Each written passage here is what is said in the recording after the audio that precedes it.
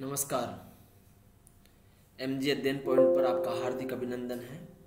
आज फिर हम एक नए टॉपिक के साथ आपके बीच में आए हैं और ये टॉपिक भारत के संविधान में बहुत इम्पोर्टेंट है। आज हम बात करने वाले हैं अनुच्छेद 12 का। और अनुच्छेद 12 से कई बार ऐसे क्वेश्चंस पूछ लिए जाते हैं जो हमें या तो पता नहीं होता या हम उनको समझ नहीं पाते हैं। आज की क्लास के अंतर्गत हम ये समझने का प्रयास करेंगे कि अनुच्छेद 12 क्या कहता है, क्या इसके प्रोविजंस हैं और ये किस प्रकार से न्यायपालिका को अपने आप से बाहर करता है। देखिए, अनुच्छेद 12 के अंदर भारत के संविधान में राज्य की परिभाषा दी गई है और राज्य की परिभाषा किस संदर्भ में दी गई है? राज्य की परिभाषा उस संदर्भ में दी गई है कि फंडामेंटल राइट्स जो मिले हैं, यानी मौलिक अधिकार जो मिले हैं नागरिकों को, वो किन के विरुद्ध मिले हैं? नागरिकों को मिले हैं राज्य के विरुद्ध। तो फिर ऐसा कि वह राज्य कौन होगा? यानी जो आपको मौलिक अधिकार मिले हैं, उन मौलिक अधिकारों का अगर कोई उल्लंघन करेगा तो उसमें राज्य किससे माना जाए? तो अनुच्छेद 12 के अंदर इन चीजों का स्पष्ट किया गया है कि राज्य कौन होगा। तो इनके अंदर राज्य के अंतर्गत इन्होंने सरकारी तंत्र को रखा है, संपूर्ण सरकारी तंत्र को राज्य माना है।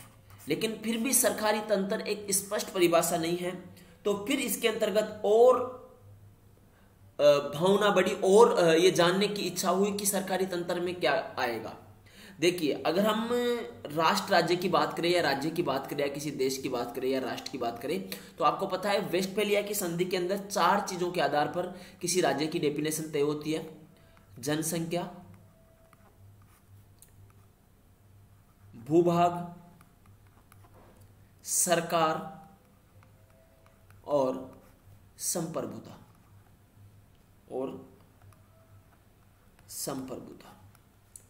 ये एक आधुनिक या मॉडर्न स्टेट के आधारशिले में 4 एलिमेंट्स माने जाते हैं। लेकिन अगर भारत के संविधान के संदर्भ में अगर हम एलिमेंट्स को देखें तो सरकारी तंत्र में क्या क्या आएगा, ये हमें एक बार जान लेना जरूरी है।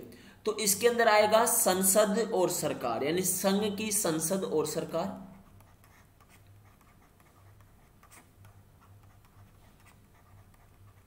यानी संसद ऐसा कुछ भी कानून जो मौलिक अधिकारों को क्षरण कर रही है, सरकार ऐसा कोई भी आदेश निकालती है जो मौलिक अधिकारों को कम या अनुप्रयोगी बना रही है, वहां पर उसको राज्य माना जाएगा। प्रांत के विधानमंडल और सरकार, प्रांत के विधानमंडल और सरकार वह भी इसी श्रेणी के अंदर आएंगे। स्थानीय संस्थाएं, लोकल बॉडीज, जिसके अंदर अर्बन और रूरल दोनों, उनके कोई डिसीजंस भी आर्टिकल 12 के अंदर राज्य माने जाएंगे। ऐसा व्यक्ति या संस्था जो सरकार की शक्ति का प्रयोग कर रहा है, कोई भी ऐसा व्यक्ति या संस्था जो सरकार के द्वारा दिए गए पावर का यूज कर रहा है, वह भी राज्य माना जाएगा। अभी हम इसको और विस्तार तौर पर समझने का प्रयास करेंगे, लेकिन कई बार आप लोगों को लगता होगा कि मैं बहुत धीरे बोल रहा हूं। तो अगर आपको ऐसा लगता है तो आप आवाज को बढ़ा लीजिए, क्योंकि अब इससे ज्यादा बोलूंगा तो फिर आप समझ नहीं पाएंगे। तो एक बार आप उस चीज को देख लीजिएगा।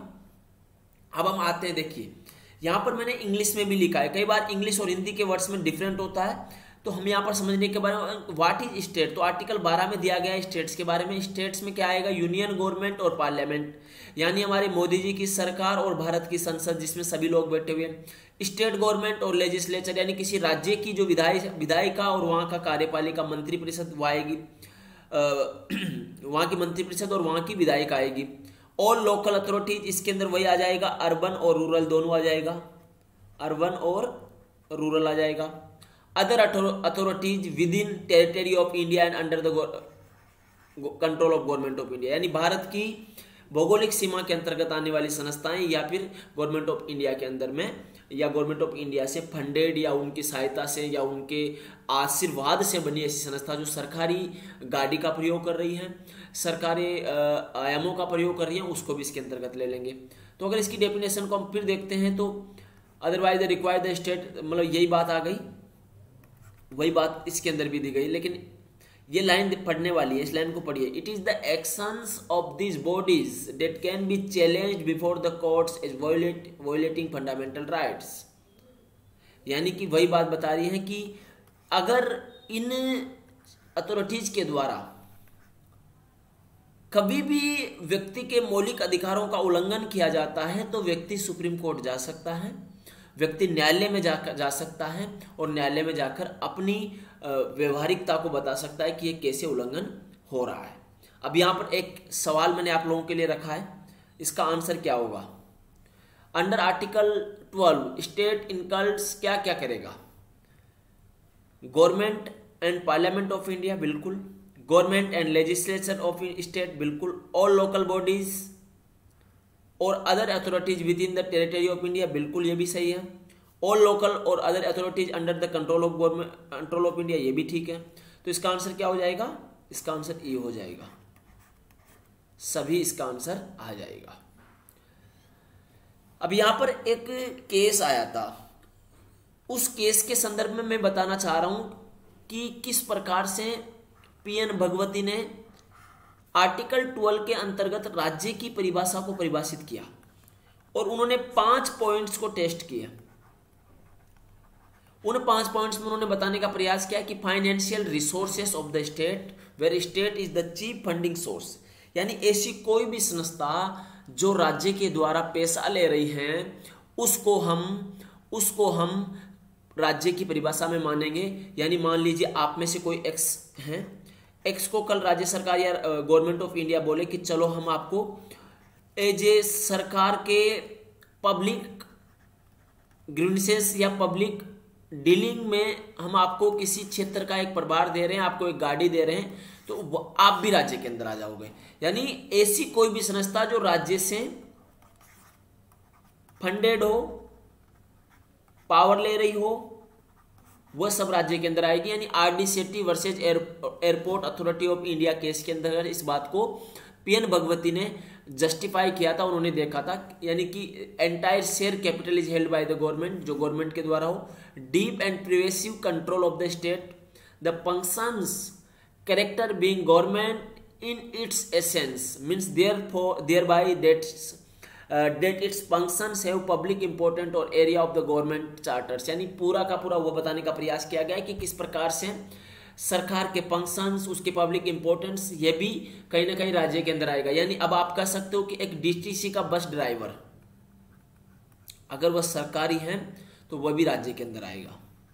या फिर आप कहेंगे कि एक म्युनिसिपैलिटी का पार्षद या उसका एक चेयरमैन, वह भी राज्य के अंदर आएगा। और वह सारे जो कॉरपोरेशंस हैं, जो गवर्नमेंट्स के ट्रांसपोर्ट हैं, डिपार्टमेंट हैं, वह सब भी राज्य के अंदर आएगा। और ऐसा कोई भी एकाधिकार प्राप्त कंपनी जो राज्य के द्वारा प्रोटेक्ट है वह भी राज्य के अंदर आएगी। यानी all the elements are the part of states, ये सारे राज्य के अंदर आएंगे। अब एक सवाल जो हमेशा आप लोगों का रहता है उसको मैं डील करना चाह रहा हूं कि न्यायपालिका इसका हिस्सा क्यों नहीं है? न्यायपालिका नोट अंडर आर्टिकल 12, वाई क्यों नहीं है? इसको हमें देखना होगा, न्यायपालिका इसका हिस्सा क्यों नहीं है। तो अगर हम इस चीज को देखते हैं कि न्यायपालिका इसका हिस्सा क्यों नहीं है, तो इसके ऊपर एक केस हुआ था, उस केस की मैं चर्चा करना चाहता हूं। रूपा अशोका हुर्रा, रूपा अशोका हुर्रा वर्सेस अशोक हुर्रा। इसके अंतर्गत न्यायपालिका को यह कहा गया है कि why you are not under the definition of state under article 12। तो न्यायपालिका ने यहां पर इसको जस्टिफाई किया और न्यायपालिका ने कहा कि एज ए न्यायिक संस्था, न्यायपालिका is the not a part of state, यानी कि किसी भी स्टेट की एक्टिविटीज के खिलाफ जो फंडामेंटल राइट्स का वायोलेशन कर रहा है, उन परिस्थितियों के अंदर न्यायपालिका राज्य की डेफिनेशन के अंदर नहीं आएगी, क्योंकि उसका काम इनको देखना है, ये देखना है कि कहीं ना कहीं नागरिक अधिकारों का हनन तो नहीं हो रहा है, और नागरिक अधिकारों का हनन हो रहा है तो क्यों हो रहा है। तो पहली चीज याद रखिएगा कि एज ए न्यायिक संस्था Ashok hurrah versus Ashok hurrah case के अंतर्गत ये जजमेंट न्यायपालिका ने दिया कि भाई न्यायिक कार्यवाही को मौलिक अधिकारों का उल्लंघन नहीं माना जा सकता। यानी अगर जुडिशियरी कोई भी रिव्यू कर रही है, किसी भी स्टेट्स एक्टिविटीज के फंक्शंस को, उनके एक्शंस को देख रही है, तो वहां पर आप ये नहीं कह सकते कि वह that's the violation of state, आप नहीं मान सकते। दूसरी तरफ न्यायपालिका ने बोला कि न्यायपालिका की प्रशासनिक और उसके समान फंक्शंस को आप राज्य की परिभाषा के अंतर्गत ले सकते हो, लेकिन न्यायिक समीक्षा को नहीं ले सकते।